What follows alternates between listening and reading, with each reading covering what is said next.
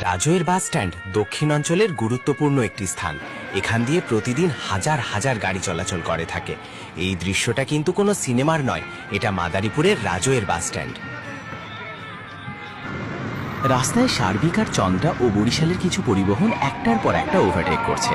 হর্নের শব্দে থামার কোনো সুযোগ নেই। চারপাশে শুধু তারা আর ব্যস্ততা।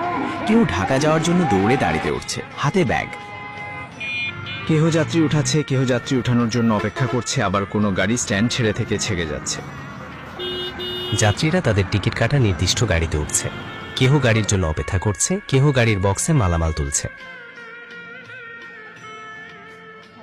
বাসে বসে ঢাকার দিকে যেতে যেতে বাসের জানালা দিয়ে দেখা যাচ্ছে রাস্তার পাশের বিশাল বাজার, মাছ, তরকারি আর মানুষের জীবনের কর্মলড়াই। রাজৈর থেকে ঢাকা, এই শব্দ, এই দৃশ্যই আমাদের বাস্তব বাংলাদেশ। এই ভিডিওটি যদি ভালো লেগে থাকে তাহলে আমার পেজে ফলো দিন।